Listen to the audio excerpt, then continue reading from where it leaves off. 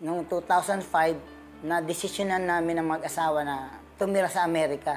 Immigrant kami doon. Doon ako nagsha-show eh.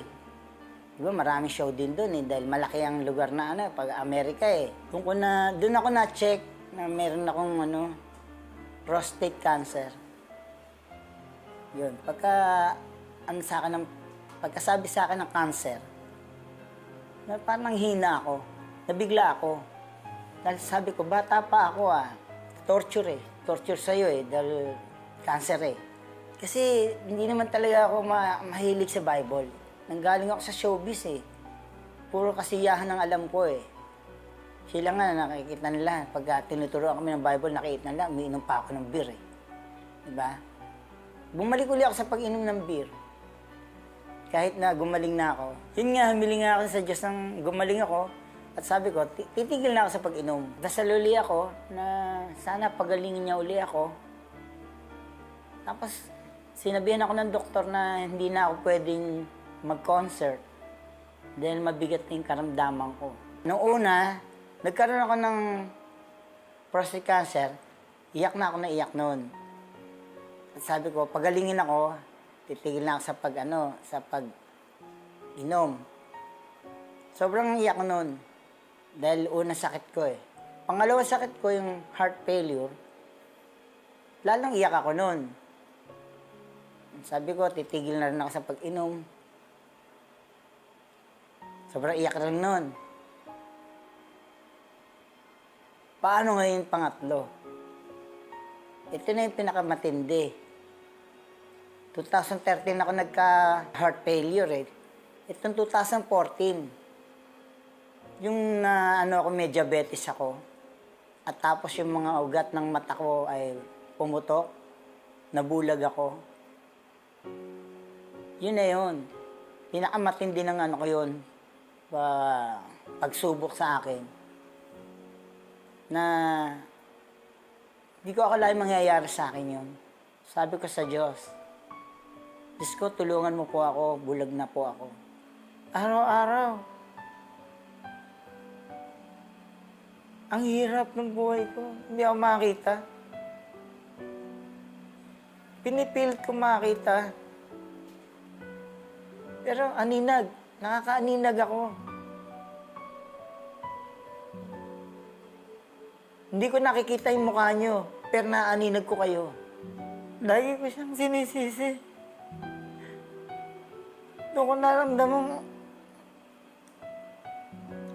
pantay-pantay pala ang tao, pare-pares pala ang tao. Akala ko, pagkasikat ka, mayaman ka, angat ka sa mga ibang tao. Pero sa Diyos pala, pantay-pantay kayo.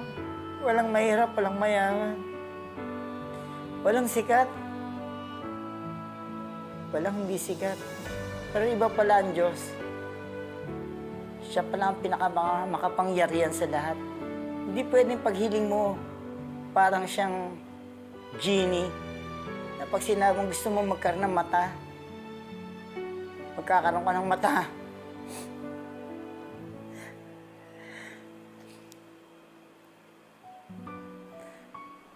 Hindi pwedeng, pag inutos mo sa Kanya, susunod siya sa'yo.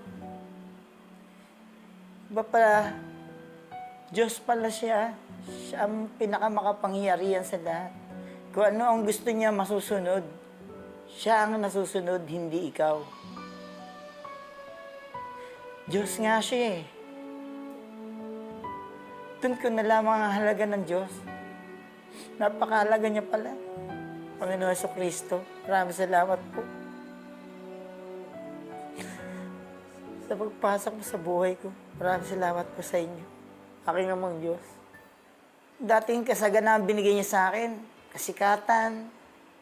Kala ko, ang dali-dali lang nun. Nung natanggap ko na yun, parang sarap-sarap. Pero kapag pala ginawa mo lahat yung mga bisyo mo, pag-inom ng alak, dahil tinuro niya rin sa Bible, ang mga gawa ng laman, ang mga gusto ng laman, Yung pag-inom ng alak, kalasingan. Hindi dapat manatili sa iyan. Kasi kapag naramdaman mo na lahat ng sarap, nakakalimutan mo na siya. Na siya may bigyan ng lahat. Sa Kanya galing ang lahat. Totoo pala ang Diyos. Doon ngayon pumasok sa puso ko yung pagsamba sa Kanya. Paggawa ng kanta para sa Kanya. Tanging hiling ko lang, Panginoong Jesus, humaba pa sana ang buhay ko. Di ba't sabi mo, manalig lang ako, ikaw ang dakilang manggagamot ko. Meron tayong Diyos. Siya magbibigay sa iyo ng pag-asa sa buhay. Lagi mo lang sa puso na may nagmamahal sa iyo. Di ka niya bibitawan. Nasa tabi mo lang lagi siya. Ang Diyos po ang dakilang manggagamot. Ang lahat ng ito ay magagawa ko dahil sa lakas na kaloob sa akin ni Kristo. At naniniwala sa'yo, gagaling ako.